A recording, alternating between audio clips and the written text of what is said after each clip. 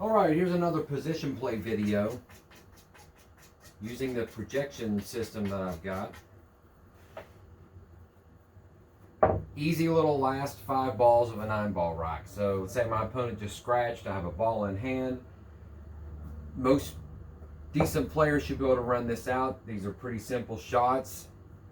Just getting a good angle on the 6 to get to the 7 and making the 8 and getting on the 9. Everything else looks pretty simple. This ball's close to the pocket. The 8's very close to that pocket.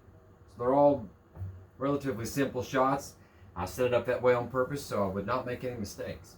But what I really want to show is when you get the ball in hand, you have to imagine where you want the cue ball to be for the 6 ball, and I want it to be right in this area. And the neat thing about this projector is I can show what it looks like. Looks like this. I would love to have a 30-degree shot. This says 30 right there, so this is a 30-degree shot line. Aim line to the pocket. This is my shot line. That's the tangent line, which means if I stun into this ball and the cue ball slides, it's going to go right into this pocket. But I know that. So I'm looking at the shot line. I can imagine a 90-degree line coming this way. So I recognize that this could be a scratch shot if I'm in this area somewhere and I shoot it too firm and the cue ball goes straight across that line. But what I want to show is this. Like in the last video, oops, wrong ball. A fundamental position play shot is to go into your position zone, not across it. So with your ball in hand, you don't want to put it over here. If you do, you're the guy that I don't want to play, because you're going to make more mistakes doing this because you have to get the speed just right to land in this area. You're crossing it. You could be there, you could be here, but you could also be in there if you get your speed correct. From up here, you can be off a little bit on your speed because you've got this whole distance to still be in your zone from here to here instead of there to there. That's why it's smarter to go into your position like that. You know, if I end up over here on the 6, I could still get a shot on the 7 into this corner. I just have to do more with the cue ball than I will if I get into this really prime area that I'd like to get into. So when I get the shot on the 7 on this 5 ball with a ball in hand, I'm thinking about this angle to come around 3 rails to get on the 7 ball. And I'm going to get to that angle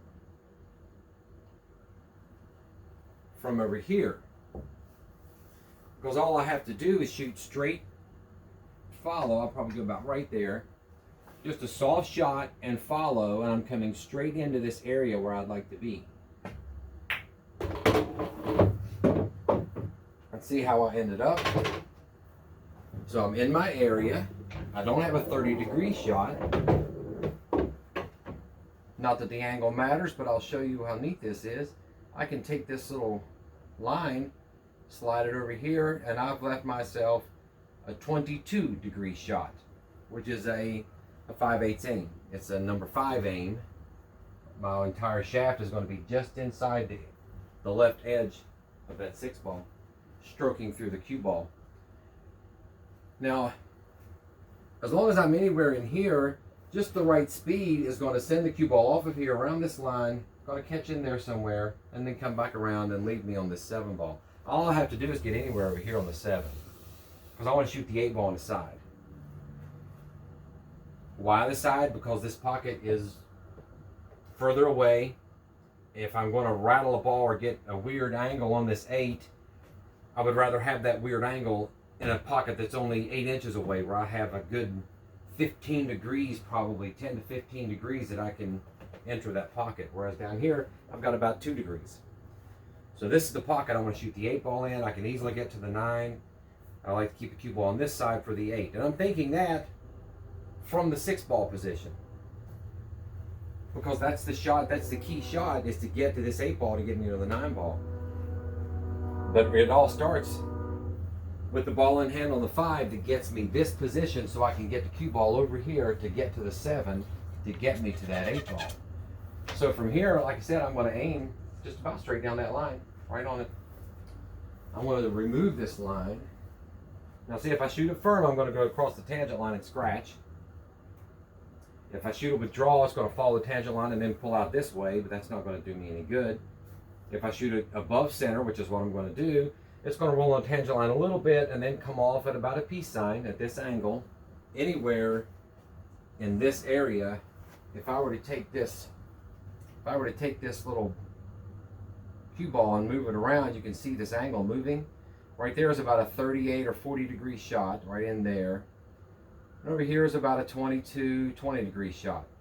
Anywhere in that whole area, half ball is like right in the middle of this area, but anywhere from about there to there, which is a pretty wide range, a 20 degree range, the cue ball is going to come off at about a 30 degree angle from the point of impact.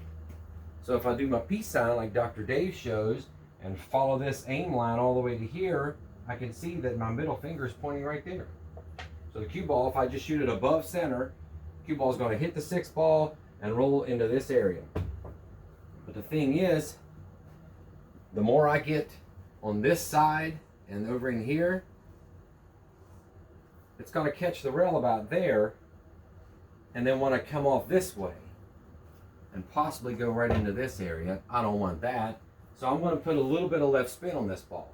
If I were over here, I'd have to put even more left spin to really have it come around and catch over there. But I'll blank this out. I'll shoot this shot, get on the 6. This is a light coming from my window shade over there, not from my projector. I'm shooting this a tip above center and about a half a tip of left spin, which is outside spin.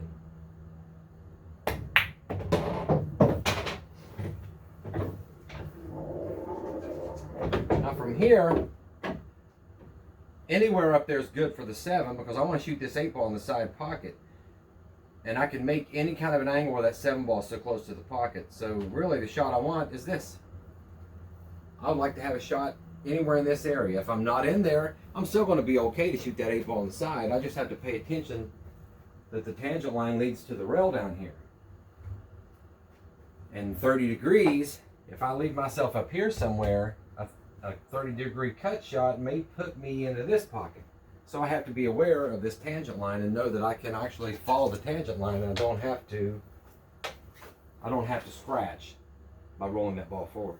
But if I'm anywhere in this area, there's no chance of me scratching. That is the angle that's going to put the cue ball into the rail about here. Anywhere from here to here, depending on where I hit in this area.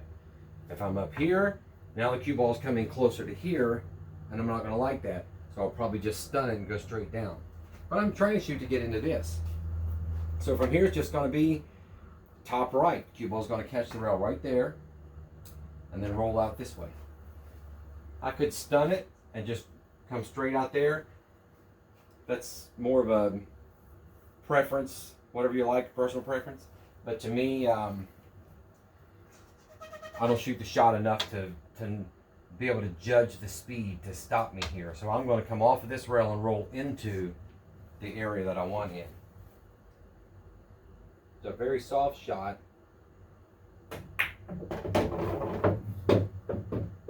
I'm a little high on that ball.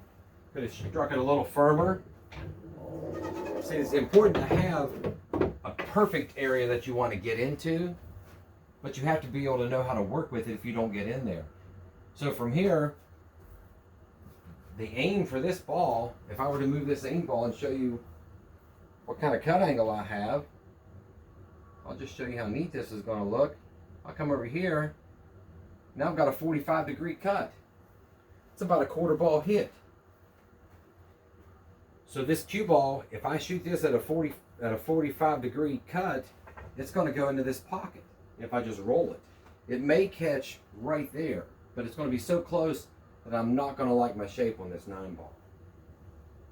I could overcut the 8 ball, cut it more this way, and then maybe to catch a cue ball right in there somewhere.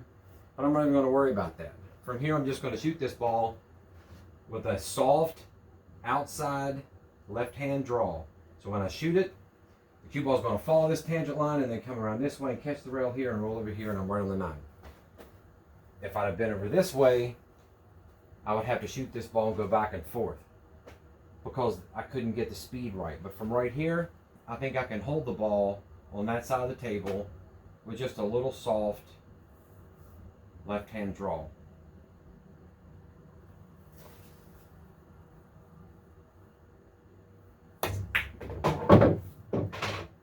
So just like that. I used the left-hand English and a little bit of draw, and I'm right on this ball for the win. So I pictured all of these different little positions for the balls. Almost missed that one, but I didn't hit perfectly within my area. But you don't have to hit perfectly within your area. Just imagine the perfect place you'd like for the cue ball to be and try to get it there. If you can't even imagine where it should be, you're not even going to come close. So try to imagine where you want the cue ball to get. Visualize it the way I see it was right here on this table. I can use the projector to show what my mind is thinking and what it sees. And if you don't hit those areas, pay attention to the tangent line. Pay attention to the 30-degree rule, that any ball within 20 degrees and 40 degrees of a cut angle, which is really close to a half ball shot, anywhere between a 5/8 and a 3/8. So, I mean, it's right around that half ball range. The cue ball is going to come off at a 30-degree angle, really close to a 30-degree angle from the object ball. If it's a thicker shot, it's going to come off at a more shallow angle, like 15, 20 degrees. If it's a really thin shot, it's going to come off really close to that tangent line. So the thinner you get, the more it's going to follow the tangent line. It's coming around and getting closer, but I should show something else since I've got this program up here. I'll bring this shot up here. I'll bring the first one back up. So if you look at the tangent line right there, no matter what my cut angle is, as long as I'm on this side of the shot line, which is this line right there, that's the shot line. As long as I'm on that side of the shot line, tangent line stays exactly where it is. This is a 79-degree cut shot from right there. I mean, I can move this anywhere I want to move it, and the tangent line is going to stay there because it doesn't matter what the cut angle is. The tangent line is always based on the contact point that sends this ball to the pocket. Now, it would change, the tangent line would change if I were to come down here and move this ball like this. Then I'm changing the tangent line. But the cut shot I had put the tangent line right about there into the pocket. Now, you know, I'm on this side, so when I hit the line, it's going to go this way. But if I were on the other side of the tangent line, oops, I'm dragging my position zone around. If I were on this side of the tangent line, of the shot line, now my tangent's going this way. It's kind of common sense because I'm coming across the ball going that way. And the tangent line won't change no matter what the cut angle is over here. That's the tangent line. So if you pay attention to that, you know where the cue ball is going to go if you shoot it firm, so you can plan to go this side of the tangent or that side using draw or follow. So it's a really important thing, and I'm just tickled to death with this little software because it is so cool. I can move this shot anywhere I want to shoot it, and say I want to cut this ball like that. I can see that if I stun it, I'm not going to scratch. It's going to hit right there. If I roll forward at this angle, it's probably going to hit right here. It may even hit in the pocket if I slightly overcut the ball. So that's just something I wanted to show using the projection system again. I haven't had a lot of time to make a lot of different videos. I do have permission to use some of the stuff that comes with this Illuminated Cueing Arts software, so I want to try to do some more of those.